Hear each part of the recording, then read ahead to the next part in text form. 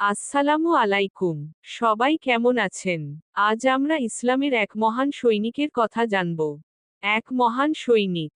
তার চোখে থেকে ঠিকরে বেরিয়ে আসত সত্যের দ্যুতি। সুন্দরের ঔজ্জ্বল্য।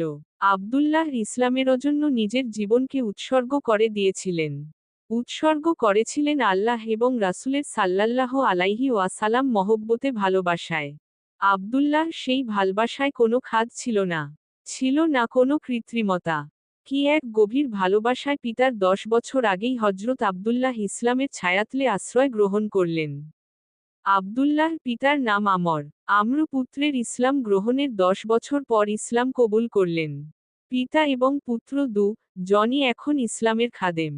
আল্লাহ এবং রাসূলের সাল্লাল্লাহু আলাইহি ওয়াসাল্লাম জন্য, ইসলামের জন্য নিজেদের জানমালকে উৎসর্গ করলেন।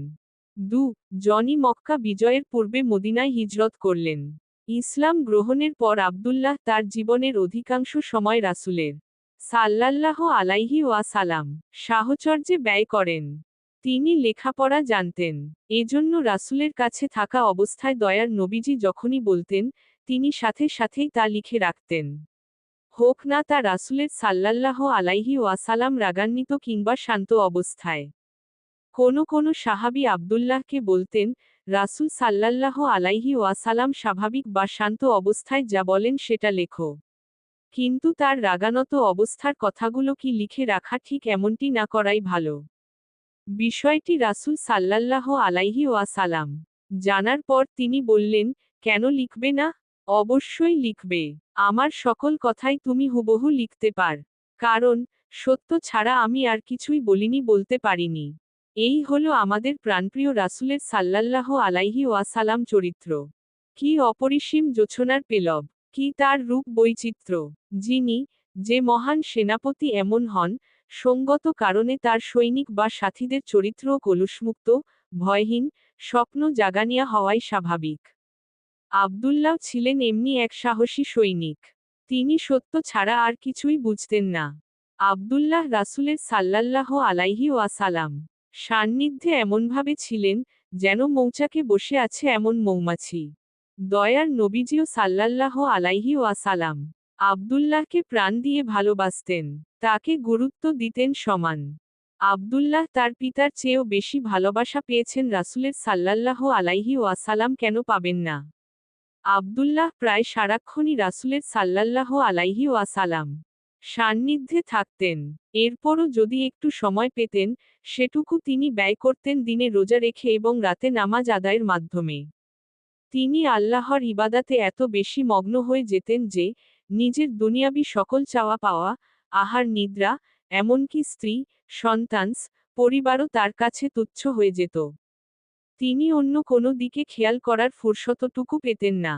ছেলের এমন অবস্থা দেখে আবদুল্লাহর পিতা একবার রাসূলের সাল্লাল্লাহু আলাইহি ওয়াসাল্লাম কাছে জানালেন সকল কিছু। জানালেন পুত্র আবদুল্লাহ এমনি নির্মোহ ও নিরাস্তির কথা।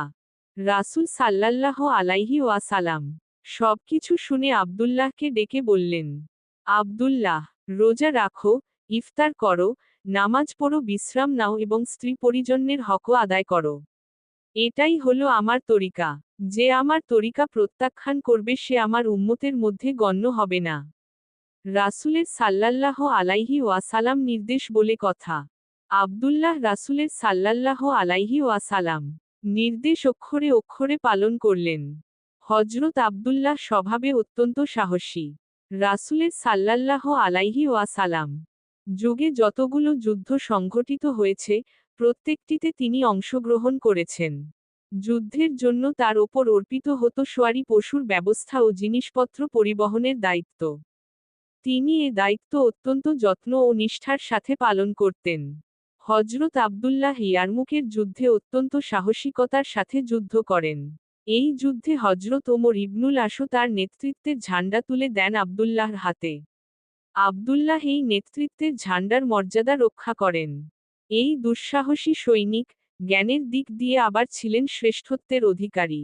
মাতৃভাষা আরবি ছাড়াও তিনি জানতেন হিব্রু ভাষা। হিব্রু ভাষায় তিনি ছিলেন সুপণ্ডিত। জিহাদের ময়দানে সকল সময় আবদুল্লাহকে প্রথম সারিতে দেখা যেত। আবার জিহাদ শেষ হলেই দেখা যেত আব্দুল্লাহকে মসজিদের নামাজে প্রথম কাতারে। এভাবেই আল্লাহ, রাসূল সাল্লাল্লাহু আলাইহি ওয়াসাল্লাম এবং ইসলামের ভালোবাসায় সারাটি জীবন অতিবাহিত করেছেন আব্দুল্লাহ। আবার জিহাদ এবং ইবাদত সকল ক্ষেত্রেই তিনি ছিলেন অগ্রগামী।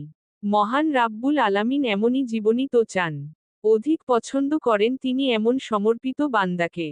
হযরত আব্দুল্লাহ, কি এক অসামান্য সফল জীবন! যেন আলোকিত এক ঢেউয়ের মিনার।